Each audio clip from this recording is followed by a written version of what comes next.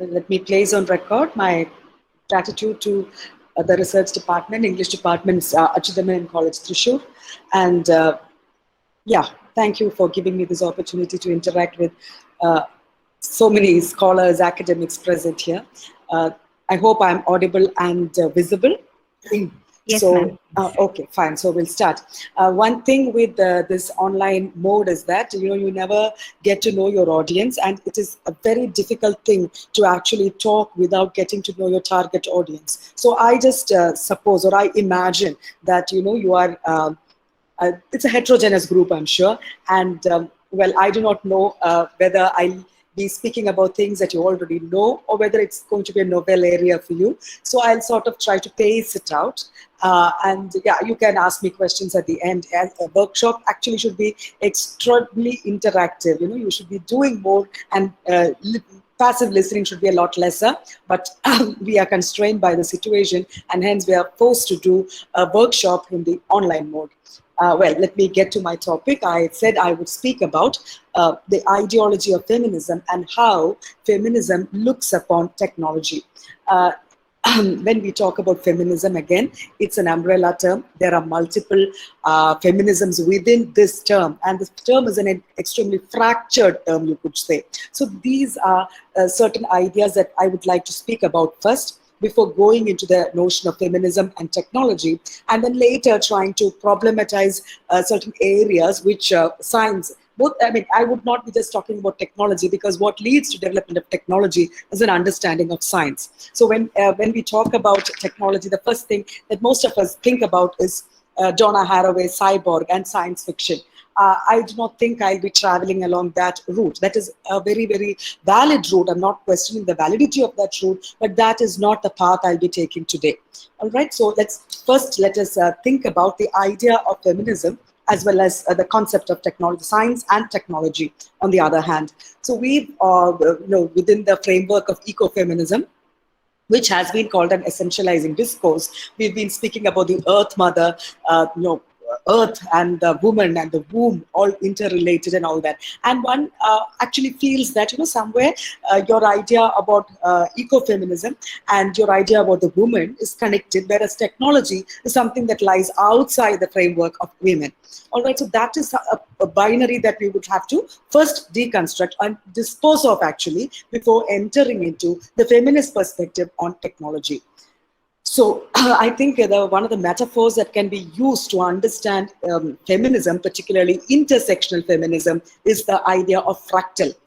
They borrowed from mathematics, and fractal means a complex pattern that are self-similar across different scales. So there is a particular element of similarity, but this transposes itself or translates itself on different levels in different scales. Therefore, we look at intersectional feminisms, which attends to both individual identities as well as to systems. The particular system which creates or which engenders a particular type of exploitation or a particular type of, inequality. So a fractal is again a metaphor, and it is used to understand an operation of power that looks different. So the idea is that there is a structure of power that may appear to be universal.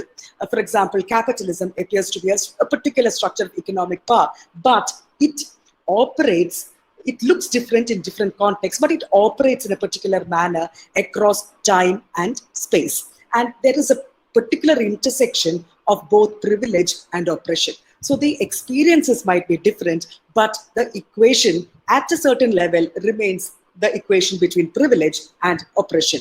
So, yeah, this is what I would like to say, that, when you look at feminism, we do not hope to get a unitary discourse on women, a unitary discourse on feminism at all, and therefore, by its very nature, the way this ideology or these multiple ideologies that are framed within this particular tag of feminism looks at science, and each development that science has taken, or each each perspective that science has given, or particular technologies that science has engendered, the idea of feminism will look at it in multiple ways. So one question that emerges usually is that, if that is so, then is this feminism or is that feminism? Well, I would say that we have to understand the intersectionality of such ideologies, where we are actually very skeptical regarding meta-narratives, and we realize that at a certain point of time, we have to think about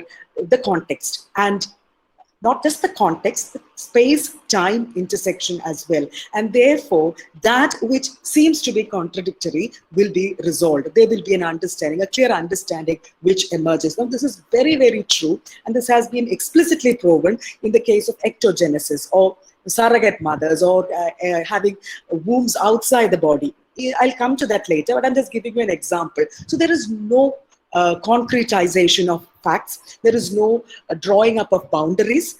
What we are accustomed to, we must get accustomed to, is the idea that notions are liminal, and these liminalities are subject to change. Now, when you think of technology itself, the first thing that comes to our mind is that what is current now will be out of date tomorrow. Let's look at the Apple phone technology, for example. It's a perfect coming to configuration of both capitalism as well as technology. I don't have time to go into that later, but you should think about it. The Apple phone becomes an icon where capitalism as well as technology come together, converge, and the ever-increasing market is reproduced by technology. But the way it is conceived is different based upon your context. So that is the basic idea or the basic framework that I will be looking at. And, let me begin with this quotation by Charlotte Bunch, who advised feminist scholars. She said, "You just can't add women and stir." So what she's trying to tell you is that you can't just, there's a huge boiling pot of feminist ideologies. You can't just put in women of color, brown women, women of underprivileged backgrounds, women of certain caste, or women of other gender orientations, and you can't just sort of push them all into this pot and stir. So instead of simply tacking on a few paragraphs about women to male-dominated accounts, Bunch said that scholars must reshape their understanding of history, given women's actions and views equal weight. All types of genders ought to be connected and ought to be given due notice and due visibility. So, what happens is that, stories actually make a lot of sense. And when you look at stories written at a particular era, the story actually tells you of a reality which a very factual text may not give you. So I'll begin with a narrative written by Banu Subramaniam, who's a scientist. And she went abroad to the West, the US, and started doing research in Duke University. And she's written a short story. If you haven't read it, please go ahead and read it. It's available freely online. And the title of the story is Snow Brown and the 7 Detergents. Right, instead of Snow White, it is Snow Brown, and instead of 7 dwarfs, it is the 7 detergents. Detergent which is used to make you fairer. Okay, trying to, and I hope you understand the irony here and the political correctness of her use of this particular title, Snow Brown and the 7 Detergents, and the subtitle is. Sorry, the subheading is a meta-narrative on science and the scientific method. So the protagonist in the story, it's a fable almost, a modern day fable, is a woman from India who goes to the US to follow her dream and become a scientist. So there are certain phrases that she uses. She says, the girl traveled from deep within a city in the Orient to the land of kind and gentle people. So it's a huge question that is thrown out of the discourse which creates or gives labels, stereotypes people. And she enters the building of scientific truth, and which lies within the land of blue devils. And this is the mascot of the Duke University.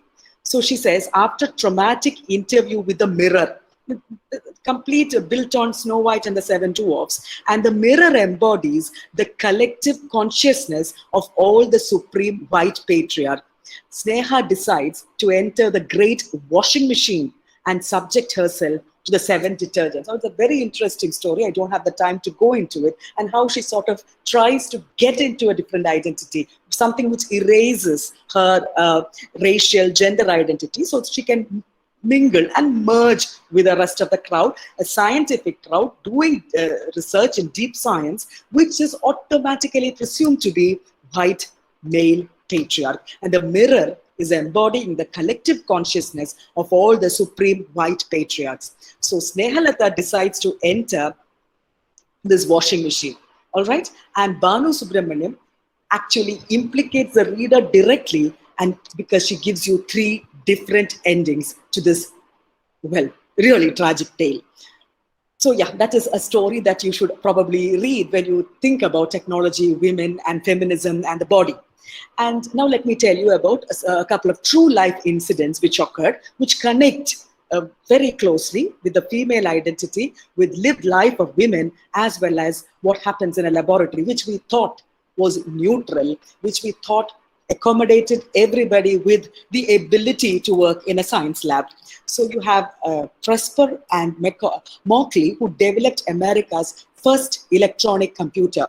It's called the ENIAC, and it was used to automate ballistics computations during the Second World War.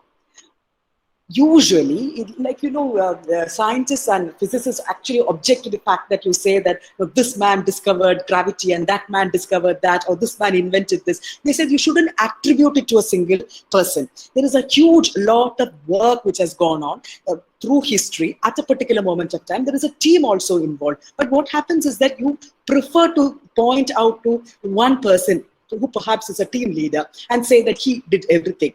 So here, these two people, Eckert and Mockley, are the only people who are projected whenever we speak about the electronics computer.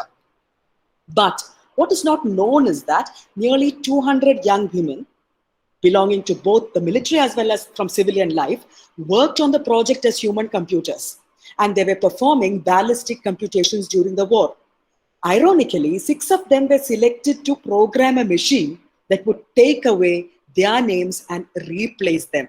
The technical expertise of the mission would become vastly more celebrated than their own. So you please, you have to understand that the white men got recognized, whereas these women were largely ignored. It's very recently through research, or historical research, that such things have come to light. And I don't know how many of you have seen this movie or read the book. It's called The Hidden Figures. It's an amazingly well-researched book. And for young students who are averse to reading books, there is a movie as well by the same name. It's called Hidden Figures. So again, it was the push for aeronautical advancement. And there was an insatiable need for mathematicians. And women were the solution, because the men were all fighting the war. So they had to turn to women who they presupposed were not good in mathematics. All right, and they were ushered into the Langley Memorial Aeronautical Laboratory in 1935, and they acted as human computers. So the number of women, they were very sharp and good at calculation, and they became very quite indispensable in the laboratory.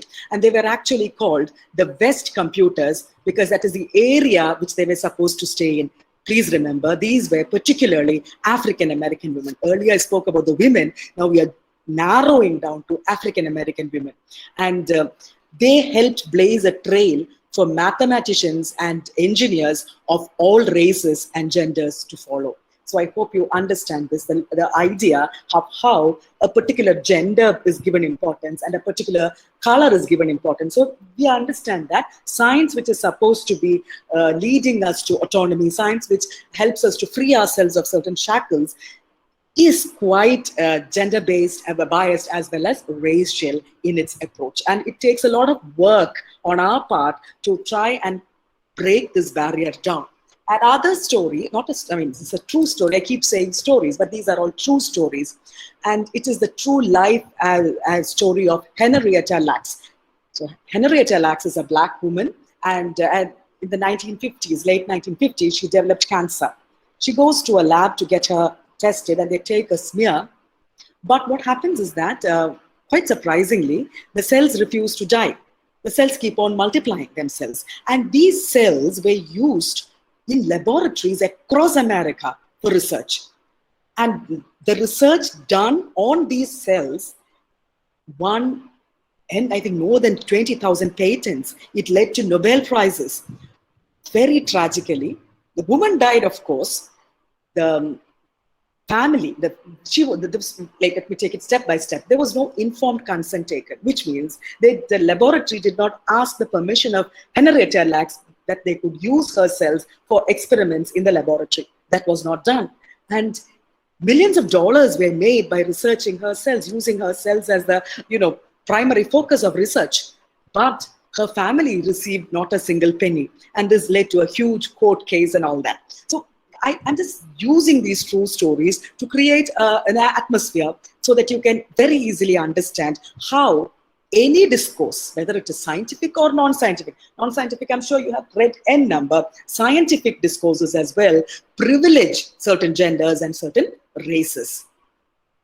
So, and this is why, in a book called What Things Do, Peter Paul Webrick talks about, how things, how objects, even simple, he calls it simple technological artifacts like pieces of furniture can reproduce and affirm, sort of underline certain political, social, patriarchal, heteronormative structures. And he gives you a very, very simple example. He says that a rectangular table with a front side emphasizes hierarchical structures, whereas at a round table, everyone can sit equally. Now, people who have seen the movie Kumbalangi Nights can quickly relate to the scene where the male despot of the family, who, that's a wonderful movie which I don't think I'll speak about now, but just remember that scene where he sort of manipulates things so that he sits at the head of the table. So Weirbeck says that a rectangular table actually reinforces the heteronormative structure of a family. So technology then, we find, again, let me tell you that this is what Weirbeck is saying. We have other perspectives as well. So he says that all technology is purposeful. There is a particular purpose. And therefore, it is never neutral. So which concrete, aesthetic, political, economic, religious, whatever values can and should may be regarded as a set of criteria in each individual case has to be discussed separately. And thus, it remains a continuous task of techno-philosophical discussion and social deliberation. I can give you another very, very simple example, which is quite relatable in the Indian context. Let us look at the women's magazines that are produced in Kerala, as well as, at the national level, if you look at the women's magazines and you look at the advertisements for commodities, particularly technologically enhanced commodities, you just do a study of that. You will realize how they tone it down so that women can understand, and how much buying power they presuppose a woman has. And they hardly ever advertise automobiles. They hardly ever tell you about the horsepower and things like that. And they hardly ever talk about things which require a lot of technological know-how. All that is left to the man of the family. So these are very, very, ubiquitous projections which we sometimes miss out on because we are so used to it. They have acclimatized us to this sort of attitude. And then when we come back to the notion of feminism, we've always spoken of feminism, like waves, the first wave, the second wave, and the third or fourth wave. Now, let's just sort of problematize this idea. Actually, Mary Ellen White has reconstructed the history of women philosophers, and she traces the development of philosophical views produced by women to ancient times. So all these views produced by women, spoken of by women, may not be classified by feminists by the current standard meaning of this term. But they prove that there have been many more women philosophers than we have actually been introduced to. And, that is a very interesting area. And you have Margaret Urban Walker, who talks about the recurrence of feminist philosophy. And she gives you a sort of non-standard timeline for feminist philosophies. You have the early female Pythagoreans, and then the learned women in the monasteries. And then you have the more familiar four sisters like Wollstonecraft. And then you have the 20th century feminist philosophy. So this is a very nuanced, detailed reconstruction of feminist philosophy. And therefore, when you look at these sort of reconstruction of feminist philosophies in a historical manner, the modern history of modern feminism or Western feminism is just described as 3 phases or 4 phases or perhaps 4 waves. So we have Catherine Hanoi, who has listed certain reasons as why we should object to the wave metaphor. Now, I'm saying this because, you students often come up and say, that is part of the second wave or this is part of the third wave. There is a problem when you sort of talk about the second wave or the third wave, but we are forced to use these terminologies so that, there is a common mode of communication. The jargon becomes accessible to people in this academia. So what happens to the wave metaphor is, it focuses on large-scale political social movements, and it ignores those which struggles are considered to be minor by people who frame this wave. And the wave metaphor emphasizes the contrast between waves. No? Look at the first wave. This first wave is different from the second wave because of these many things. It never talks about the elements of continuity. So that is very crucial. And the representation through the waves fails to account for the diversity and growth through the change in active interaction. So why I am going back to this idea of homogeneity and how that is not there is to sort of ward off any questions as to why does this writer say this and somebody else says that. We have to understand it from a standpoint epistemology. They are speaking from, they're being embedded in a particular context, and they cannot actually pretend to be neutral socially, politically, or gender-wise. It's like, in physics you say that when you look at something, what the tool that you use for vision is as important as what you see. And definitely you are part of the picture then. You cannot sort of pretend to be outside the structure. You're not the center which is outside. So I want to drive home that point, and that is why I keep talking about the heterogeneity. Now, the level of scientific and technological development is usually taken as the sign of a society's advancement. Now, how technologically developed are we? How are we doing in terms of progress is almost always equated to the idea of science and technology. But we are no longer sure whether science and technology has the answer to the world's problems, and whether it is environmental degradation, unemployment, and war. Or we're not sure whether technology has caused these problems, particularly environmental degradation.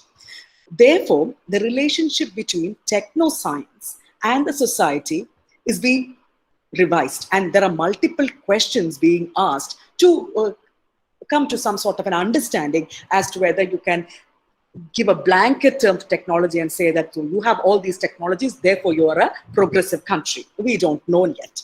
Now, when we talk about the three waves and then we talk about the fourth wave again, if I may call it the fourth wave, what it focuses on, I would say, is that there is a very important foregrounding of technology. No, this is to be expected because we are living a life mediated through technology. And like Donna Haraway long ago stated, all of us are cyborgs. So so the fourth wave, or the current developments in feminism, as we could call it, focus on how technology has changed identities, and how women have been sort of utilizing technology, and how technology has positioned women. So these are the multiple contexts that are used in the contemporary understandings of feminism, or the contemporary activism in feminism. And you have the call-out culture as well, which is rather based on the social media. So let's come to the different perspectives on technology. Now, we have spoken about feminism. Now let's talk about the different perspectives of technology, and then integrate how feminist ideologues, different feminist ideologues. Let us not sort of think about feminism as, what do I say? She has said it and therefore it is valid. Simone de Beauvoir has said so, Kate Millett has said so, and therefore it is valid. I don't think that stands anymore. You have to look at yourself as a woman or as a man and think whether that is valid in your context, that can be applied in your context, and that makes a world of difference. So let us look at the way Heidegger sort of approached the notion of human beings and the world. So he understands any sort of scientific advancement in technology as a particular manner of approaching reality. So it's a dominating, controlling one in which reality appears as a raw material which can be manipulated. Now, there are n number of philosophers who have looked at technology. I'm just picking and choosing, very subjective, right? Like we spoke about feminism. My talk on technology will also be subjective because I can do it only from my context. And what is my context? My context is that of an English teacher, and with some sort of access to technology, but with very little knowledge as to how technology works. So Jaspers speaks about that. He has a quite existential approach towards technology, and he says that it creates a mass rule, which means it fosters mass production and mass culture and promotes an entirely new way of existence. So Jaspers interprets this difference as bringing about the alienation of human beings from the world and from themselves. So perhaps technology entails a loss of authenticity.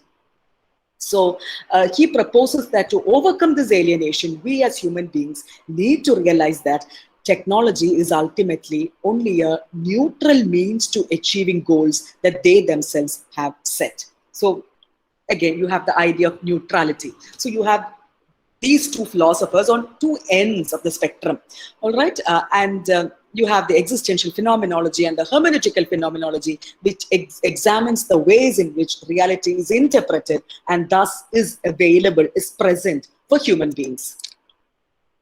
Then we come to the current group or bevy of philosophers, and we have people like Bruno Latour, Borgman, all these people, and they actually talk about the post-phenomenological philosophy of technology, all right? Because in contrast with the classical notion of technology, they articulate an approach to technological culture that attempts to understand the concrete role of technological artifacts in human existence.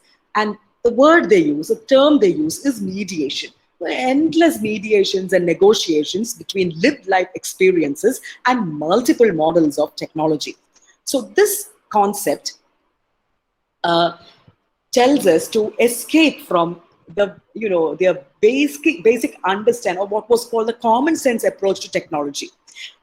Here, when we look at technological artifacts in terms of mediation and how they mediate the relationship between the humans and their world, amongst human beings, and between human beings and technology itself, we cannot pigeonhole technology as either neutral or determining. Like I said, it is your perspective and how you negotiate with a particular set of technologies which decides what side you are on. And this again is shape-shifting. It keeps on moving. Now, when we speak about the second wave of feminism, there was a growing awareness of the urgent need to have a critical reflection on science and technology.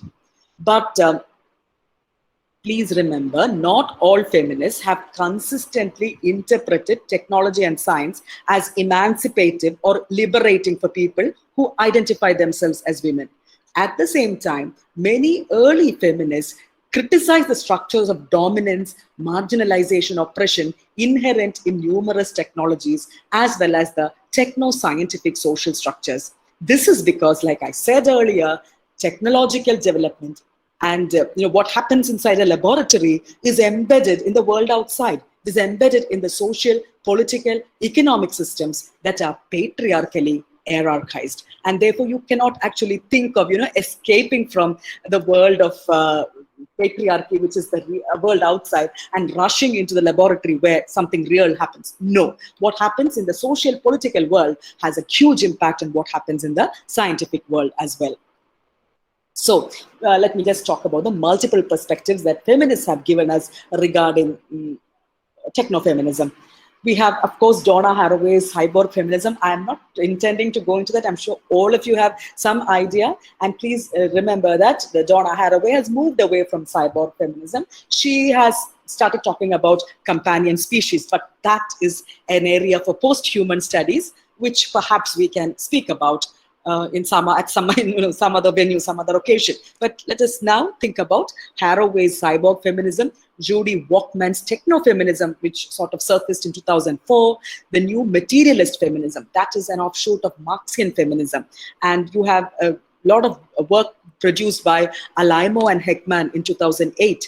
And the xenofeminism, right? And that came out the book on xenofeminism, I guess, was published in 2014. And then you have interdisciplinary discourses, like I said earlier, Bradotti's Posthuman Perspectives. So when we think of the cyborg and cyber feminism, I'll just give you there is a website called Hollaback New York City, NYC, and the tagline is, if you can't slap him, snap him, SNAP, which means if you can't hit him back when he has done he has done something that he shouldn't have done to you, take a picture, put it on social media, call out feminism. And the site's creators were fed up with everyday harassment. And that is why they took this up, and this was included in the expression of a feminist practice that has been termed cyber feminism. And when we talk about Haraway's ideas of simulated, technology and all that, this is not my personal opinion. What critics have said about Haraway is that she runs the risk of fetishizing technology, not fetishizing feminism, fetishizing technology, all right? So when we come to Wackman, who is a later writer, she says that technology is a socio-technical product. That is, it is shaped in the social regulations that produce and use it. So we have to conceive of a mutually dependent, mutually shaping relationship between gender and technology, in which technology is both a source and a consequence of gender norms. Then, like I said, you have xenofeminism, and it is quite focused upon assistive reproductive technologies, and it interrogates the relationship between reproduction and futurity. So I'll come to that in a while, okay? I will definitely speak more about the xenofeminist approach. So these are some of the movements within the techno-feminist approach. So if you were to look at the overarching term of techno-feminism, we find that it fuses the insights of cyborg feminism with that of the constructivist theory of technology, which means the shaping theory, or the idea of social shaping that is undertaken by technology.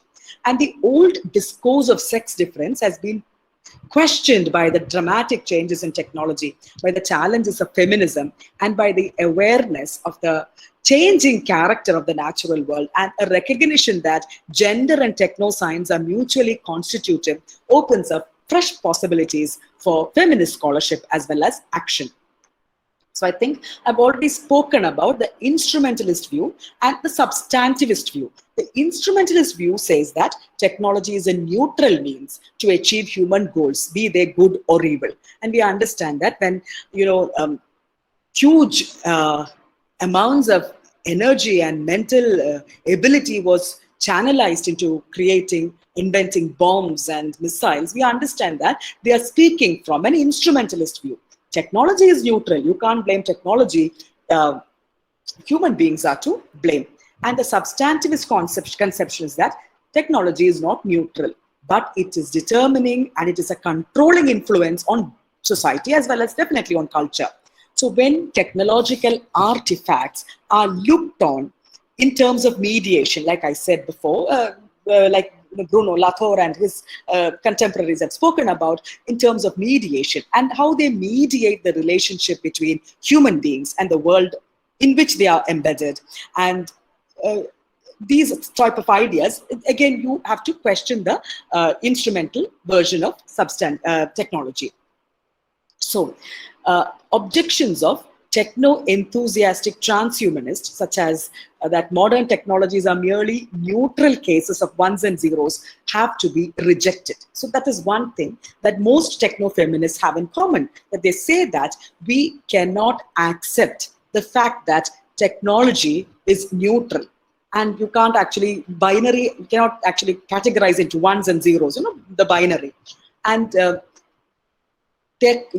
to project this, they give the slogan of the National Rifle Association, the slogan that they used in the 1980s: guns don't kill people, people kill people. So how do the transhumanists or the techno-feminists look at this sort of slogan? They say that a shooter, a person who shoots, man or woman, is always a constellation of a human being and a firearm.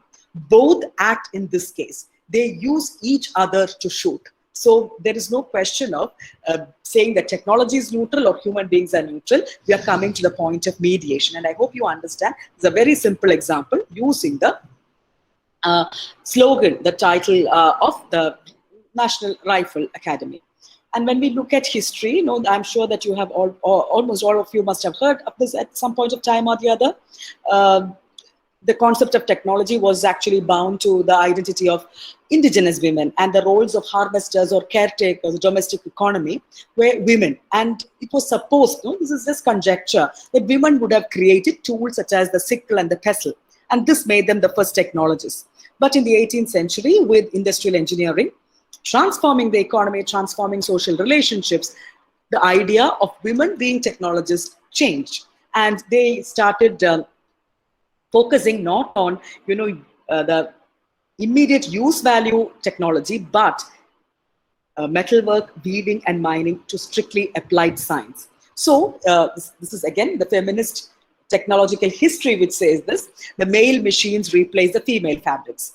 And due to the political movements of the 60s and 70s, science and technology were considered to be industrial, governmental, or militaristic practices. And this was associated with masculinity, thus resulting in a lack of feminist discourse. I would urge you now to think about the two instances I spoke about, Hidden Figures and the HeLa cells.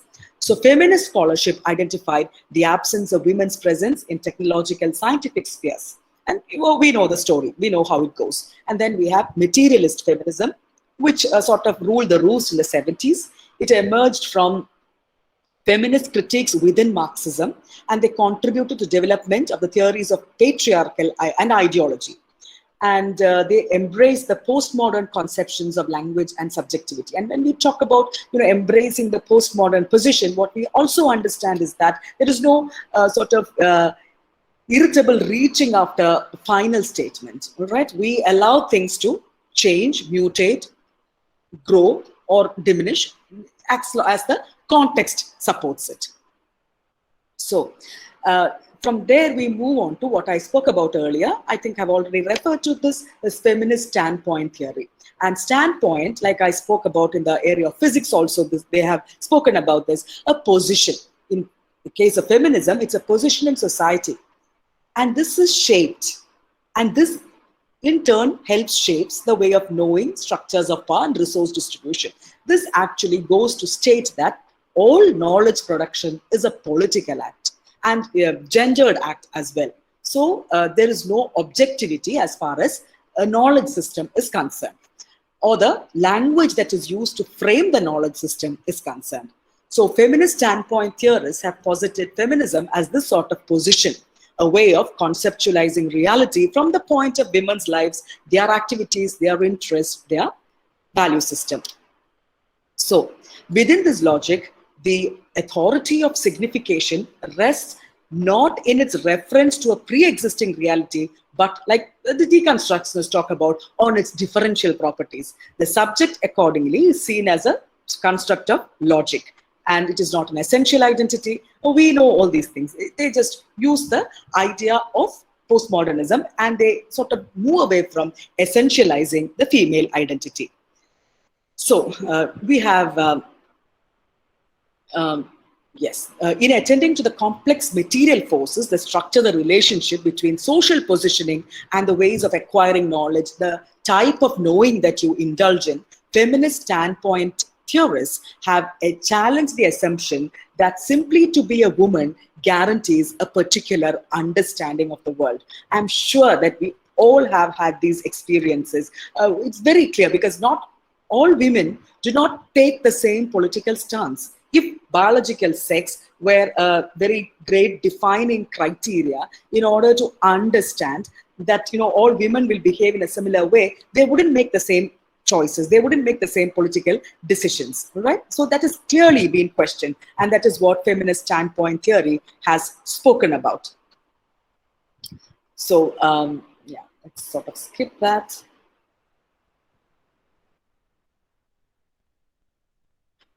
So like I said, I'll just now try to give you a couple of examples. When I spoke about the language which actually is used to communicate knowledge, and the language that is used to exchange ideas becomes extraordinarily gendered, even if it is within a scientific laboratory, if you sort of believe that the knowledge produced there is neutral. There is a work, it's an article written by Carol Kohn. It's part of a larger work, and the article is Sex and Death in the Rational World of Defense Intellectuals. So she's speaking about how the scientists sort of engage in an exchange of ideas and the type of metaphors they use and the highly gendered language they use. I'll just give you a couple of examples. So she says, clean bombs are nuclear devices that release a higher quantity of energy, not as radiation, but as a destructive explosive power. So what she's trying to tell you is that by using certain images, they're taking away the brutality of their inventions. By talking about it in a particular manner, by using metaphors of a particular kind, they divert your attention to why this is actually being used. And feminists have often suggested that an important aspect of the arms race is phallic worship, that the missile envy, a sort of reinvention of Freud's penis envy, the Freudian penis envy. The missile envy is a significant motivating force in the nuclear buildup.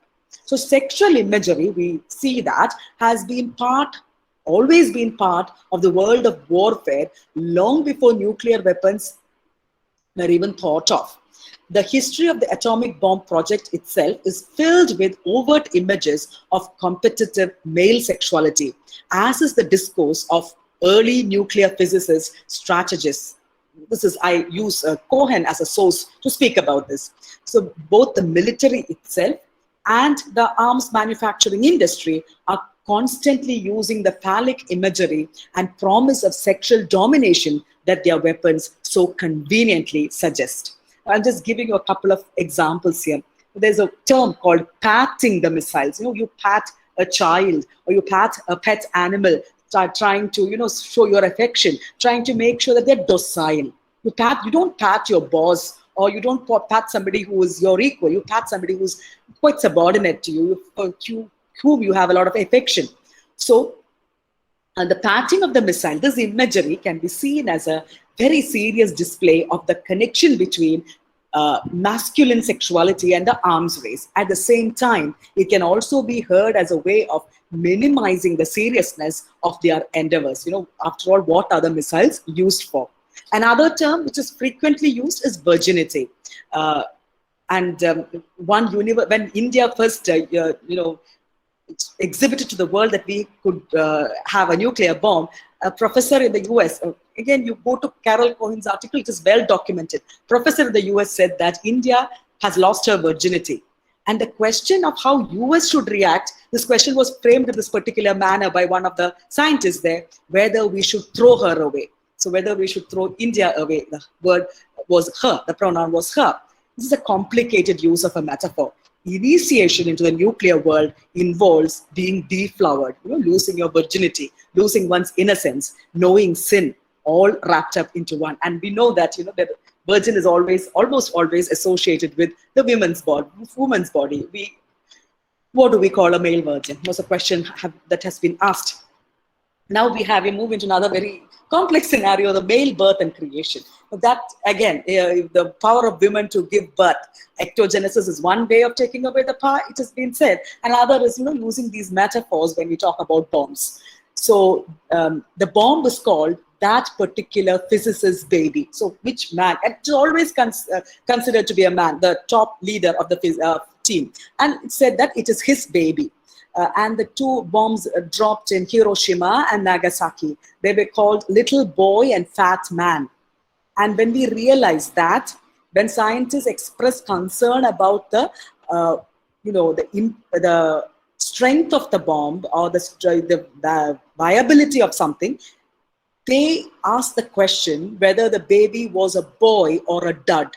During war, this was the terminology that was used. They dropped a bomb, whether it succeeded in killing or not. The question they asked was, the baby, was it a boy or was it a dud? Which meant any other gender.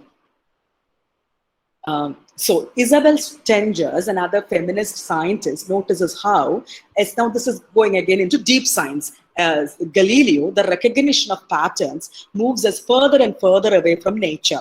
So there is this inherent urge to connect with nature.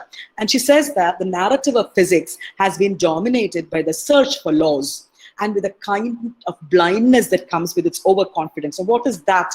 The idea that you have a law and you're able to contain things, you're able to structure it, and therefore you have complete control over what happens. And I quote, Isabel Stenger says, physics is haunted by laws today.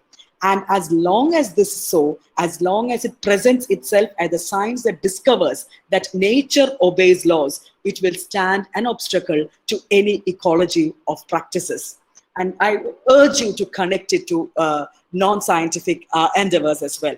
So Stengers is worried that data, the figures, the objects, the permanences, the idea that, once science says something that is permanent, and all that is produced by science will block our vision and blind us from the changing world that we live in today. Now, this is just the tip of the iceberg, all right? I'm just an English teacher trying to get into their shoes and trying to look at the perspective of feminism and how feminist scientists look at feminism and technology. This is my talk, my discussion is very limited in that sense, because I am again, my position is that of a female English teacher in Kerala. And I'm just looking at these perspectives from my very, very subjective vision. So, yeah. Now let's look at another feminist scientist who's speaking about, she's called Lane, L-A-Y-N-E, and she very quite simplifies this idea of technology. And she says that there are 3 categories of feminist technology depending on how they change the lives of women. And again, I'm not talking about any other gender here, but just women. How technology, because these people are intently focusing only on the changes that technology has brought into the lives of women.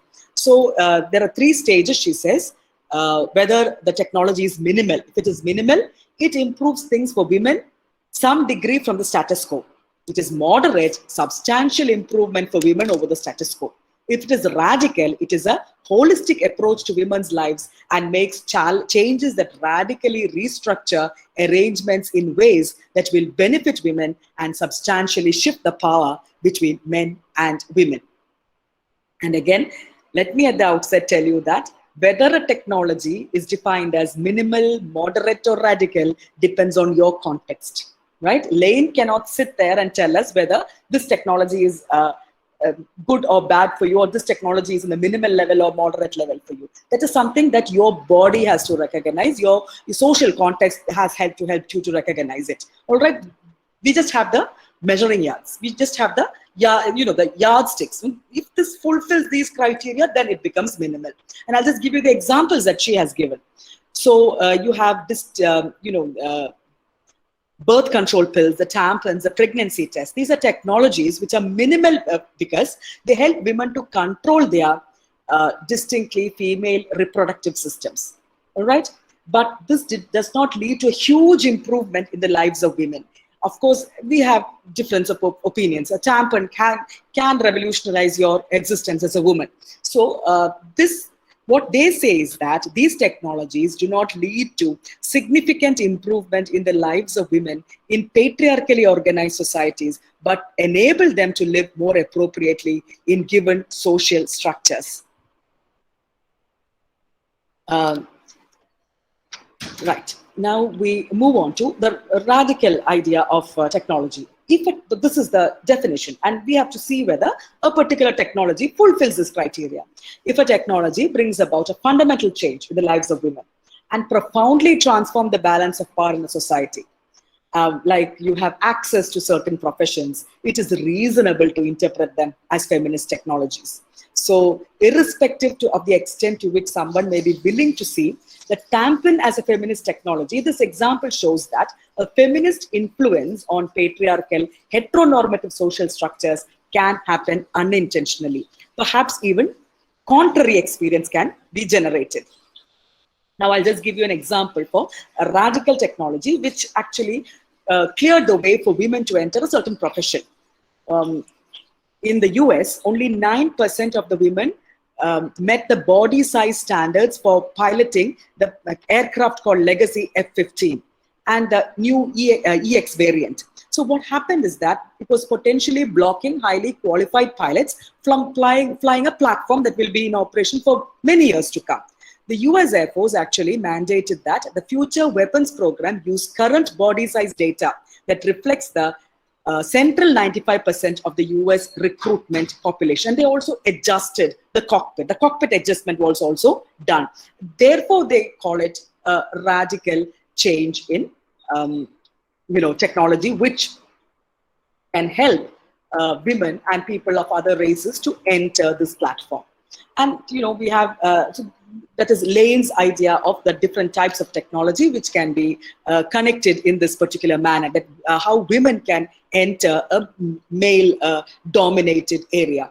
And maybe we should at this point pause and think about our reality. I'm sure that most of you living in Kerala would have seen the news story of this young lady, Annie Shiva, who speaks of her trauma of a single woman who had to live on the streets, and she somehow managed to tenaciously, I must say, fought with the odds that life had dealt her with and cleared the SI selection test. There's one sentence which she said that struck me.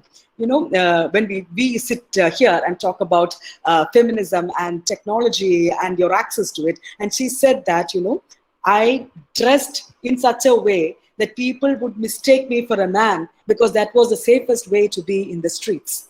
So let us pause here and think about our reality. The fact that this sort of cross-dressing has to be done for a woman who has to fend for herself in the real world outside. And then we should try to categorize these technologies as whether it is radical or whether it is minimal or moderate. A pink-colored telephone, a mobile phone is not feminist technology. That is token feminism, and that is commodification of feminism, and that is something that we have to attack. And the attire of the feminist, and these are the things, the technology of gender, how the gender itself is created is what ought to be taken into consideration. And when I speak of all these things, I know that I am at a disadvantage because I have to use the know-how and the life experiences of women sitting in the West and speaking about technology. I do not have much access to these areas as it happens now in Kerala. And that is why I particularly chose this topic to speak, because I know that huge, momentous work has to be done in this area. And who better to speak about this than to aspiring young academics, all right? So feminist techno-science studies intrinsically linked with the practices of techno-feminism, and they explore the coded social, historical implications of science and technology on the development of society, including identity construct, and is again constructed by these technology. So they reject the thesis of neutrality of techniques, like I think we have already spoken about that. And the question that they ask is, what is desirable, not what is feasible? And they insist on talking about people in the plural rather than the human being. As we all know, the human being is often referred to the white male. So instead of that, they started to talk about multiplicities, and people have different ways of influencing one another, depending on their place in society. And technological developments, you have to actually say this, though it might sound funny, they're not laws of nature. At some point of time, we will develop an artificial superintelligence. It's not a fact. Like, for instance, that, the earth revolves and rotates and all that. There are numerous examples for technologies that could be theoretically subjected to legally strict sanctionings. For example, a huge area of cloning, the production of designer babies, and the use of nuclear energy. And, I feel that what happens to the literature department is when we start talking about Donna Haraway's Cyborg or techno-feminist studies, automatic, or even Bruno Latour and his actor network theory, we just direct it to a novel. Particularly, we direct it to science fiction. I don't think that that is the only way in which we can utilize this knowledge system that has been so freely made available to us. We should use it to examine the technologies that are used in everyday life and the advancements that science has made and how it has altered the lives of women of different castes, communities, women living in different locales as well. So I think that is where a lot of research has to be done, and looking at their life narratives, positioning their life narratives in this manner. And let us not just, then the moment we talk about technologies and feminism and all that, let us just not run back into the world of science fiction, not questioning the validation of science fiction, but just saying that that is only one avenue which is open to us. There are multiple other ways. All right. Now, we again have, I'm just moving quickly into the world of medicine and the women's body. And we have this new area or a domain which has sort of suddenly gained great importance, the medical humanities. Now, I find that title quite paradoxical because our understanding of medicine was always based on the human body and based in the life of human beings, which is the domain of humanities. Now, why does it's sort of reiterating, right? When you talk about medical humanities, it was always there. And here we're talking about medical knowledge and women's bodies. And you have this person, Sue Rosa, and she catalogs the ways in which research about women's bodies suffer from the biases and distortions identified by feminist studies. So I'll just give you a couple of examples which ought to make it clear. She says that women have been included in high risk or poorly researched studies when there was potential for large profits. Again, let's go back to the HeLa cells, okay? And for here, she gives you an example. It's the case of a contraceptive. It's called the Dalkon Shield. It was an intrauterine contraceptive device developed by Hugh Davis, a member of the Johns Hopkins University. So it was based on a very, very small clinical trial of 600 women for 1 year. And I'm sure all of us are extremely educated now on, how medical trials should be done and what is the, what are placebos and what are the, suitable number of experiments that are carried. We know all these things. So let us look at what happened in this case. And Sue Rose tells us that a very small study of 600 women for 1 year, and ignoring the advice of scientists who had concerns about the shortage of reliable data, this device was purchased, marketed largely, and in the 1970s. They stopped sales of this 4 years later because they found that it involved infections and it left many women infertile, and 21 women actually lost their lives. 235,000 American women suffered injuries due to using this contraceptive device. They stopped the sales, but they did not call it back. They did not compensate people who had problems with it. So here I think we should take a little while to speak about female reproduction, assisted reproduction, surrogacy and all that, and see widely differing perspectives of feminists about these issues. So in the dialectic of sex, Shulamit Firestone emphasized the need to develop contraceptive birth technologies to free women from the tyranny of reproduction. I quote Shulamit Firestone.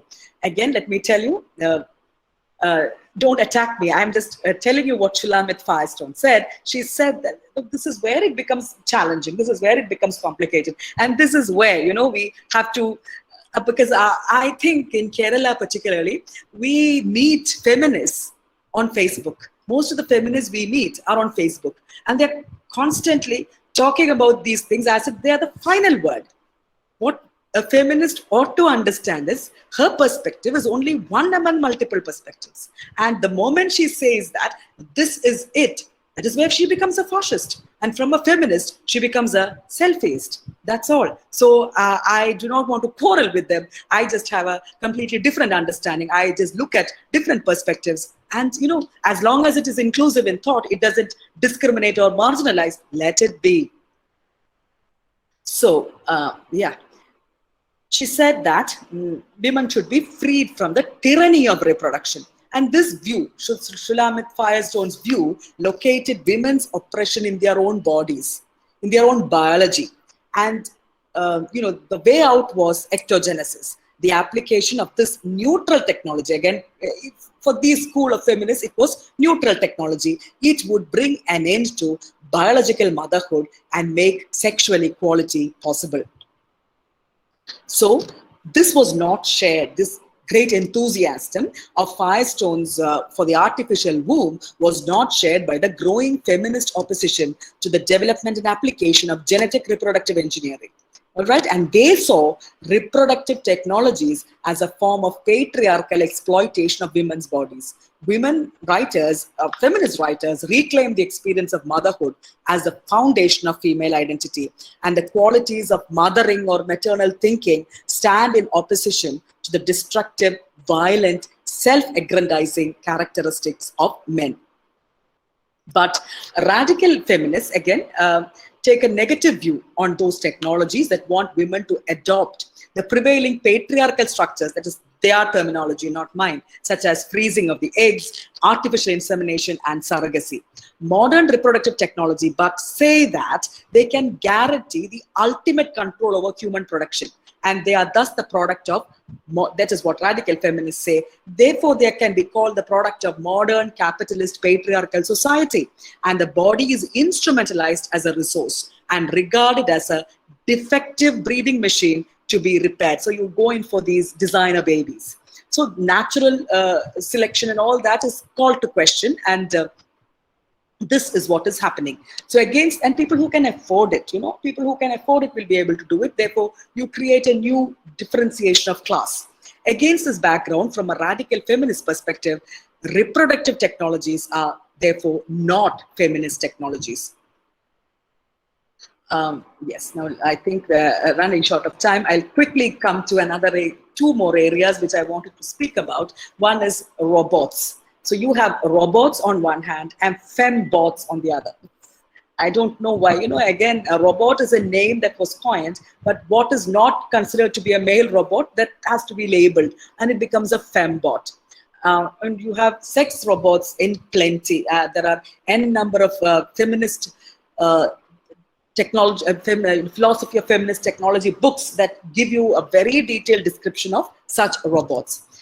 So you have Ishiguro, who created the gynoid Eureka, not as an android, but as a gynoid, G-Y-N-O-I-D, a female representative of avant-garde human-machine convergence. Sorry. He made her look like a 23-year-old female and stated that she is the most beautiful and intelligent robot in the world. And they look at the adjectives that are used. And she was born, it is said, in the Intelligent Robotics Laboratory in Japan. And there is a portrait, a painting of Eureka by Marja Tami, and it was shortlisted at the famous Taylor Wessing Human Portrait Photograph Prize in 2017.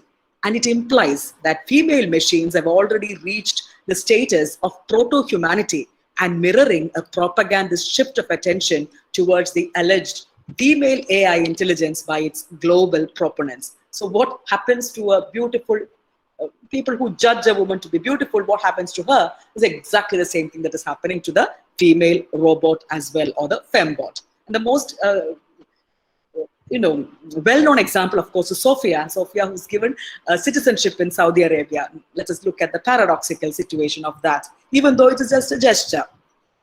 So we find that, this is a study, and the study is on robotics, and it states that it seems that many highly advanced artificial intelligence robotic devices prefers femininity when it comes to humanization.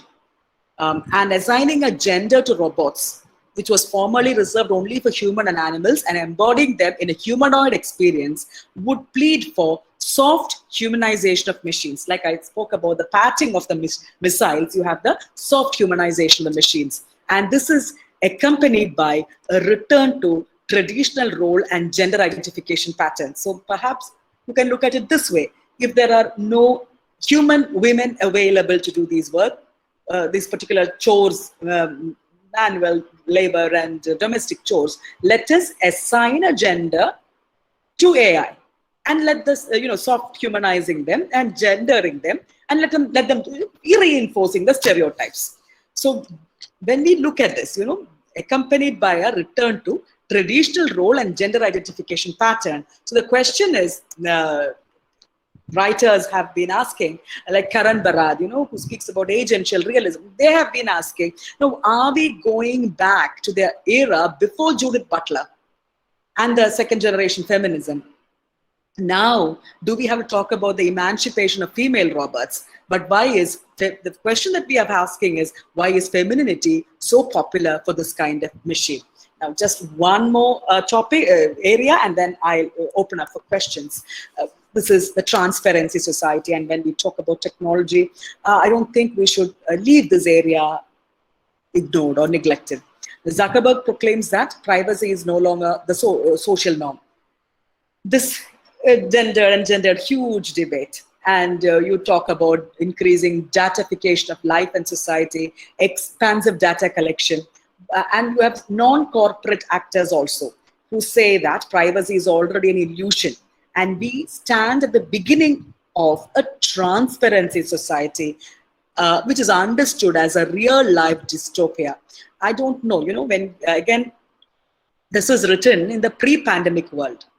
When we were talking about, what do I say? We were talking about surveillance as something which is very bad and all that. And suddenly we found even Foucauldian scholars submitting themselves to be scrutinized, to be surveilled. They wanted not themselves to be surveilled, they wanted their neighbors also to be looked upon. So we do not know that, okay? Now, Christian Heller has developed a theory, and he argues for a post-private transparency utopia, where the private is to be absorbed by the public domain. It is the social web, which functions as a public sphere, which makes the self-promoted transparency of individual and in turn their emancipation possible. So it's said that Facebook and Instagram are public confessional booths where you sit and talk about yourself, and you think that people are interested enough to read about your personal problems. So they become that aids confession, that aids sort of coming out and telling people about yourself. So there is no coercion, there is no compulsion that you should reveal yourself or the data which makes you you. There is no compulsion, but you do that of your own volition. So that is why Heller talks about post-private transparency society. And the alleged digital public sphere, according to Heller, will diminish the private sphere due to its supposed inclination to extend the traditional public domain, thereby mediating and promoting the transparency society, which is utopian in nature. So you have, again, two different ideas at the end of the two ends of the spectrum, rather. And via the so-called social web, the outside world has found its way into the private sphere of life. And I would take a minute here to speak about, the different modalities of Facebook and Instagram. And Facebook is rather about writing, and Instagram has to do it with pictures, perhaps 10 pictures. And it is hysterically funny to see the Facebook pundits trying to extend their influence into the Instagram realm, trying to capture the 20-something audience. And what they do is they post something on Facebook, they take pictures of it and post it on Instagram, not realizing that the modalities are completely different. And the people who engage with Instagram are not going to spend reading photographs, they're going to look at photographs. So that is an area, a completely different area which ought to be studied, the cognition, all right, which is aided by technology. Now, the feminist critique of the private sphere, initially the differentiation with the public domain, the private domain, and you had extensive criticism by feminists on the private sphere, and they said that it marginalized women, political marginalization, social marginalization, and therefore to be public was a sign of emancipation. They said that the supposedly private should be politicized through publication, and this can at first sight appear to be realized in becoming transparent through self-publication practices. But that is not the only scenario that emerges. Heller reframes the inescapable loss of control over personal information in times of the datafication of the world. So it provides the remaining inequalities in data protection capabilities to the benefit of universal transparency. But you cannot actually hope for a utopian world here, because the transparency society, in order to be visible, you've moved away from the vertical surveillance, which was pushed forward by the panopticon, and we have something called the horizontal visibility. Thereby, surveillance becomes something very different. One, just through self-determined transparency. There is no monitoring in the original sense anymore. In a transparency society, horizontal monitoring, which leads to transparency of all to all, can be mitigated by a self-made, self-determined transparency. So the visibilization and the common feminist goal of deprivatization, demolition of the liberal bourgeoisie sphere, are thought to be achieved through visibilization. And visibility in feminist theory earlier was manifested through physical and audio-visual presence and representations, all right? And visibility became a central emancipatory category. But there is an ambivalence of visibility, and this is now acknowledged in feminist discourse. Visibility as an emancipatory necessity does not imply that visibility is equivalent to power. Not every form of visibility is linked to political empowerment, as is illustrated by the imbalance between the visual presence of young women in contrast to their real presence in the social field or the political field or any field where there is a power structure involved. So transparency can become hyper-visibility, and it leads to total relinquishment of privacy. Such total surveillance degrades transparency society into an inhuman society of control. Here the word inhuman is used as an extremely strong force, it could be said. That is, the disciplinary gaze is stimulated and sustained by the subject self-monitoring through the internalization of the gaze and the sheer fear of visibility. Hence, the dystopian transparency society in which transparency practices are feeding the net as a digital panopticon, functioning as the main principle of a society of control. So, and you have n number of other terminologies here where you have identity tourism, where put forward by Nakamura to describe the process by which members of one group try to fit the description of another group. So this is unending actually, and this as technology moves forward, as technology pushes in newer and newer concepts, we find that all these things are also subject to change. So feminist science studies make the general point that scientists and the science literate public can enrich and enlarge their research and perspectives on the social and natural world by including women. This is not a new idea, but it has to be repeated, because feminist science studies and women's studies, sort of buying into each other, are one of the greatest educational innovations of the 20th century.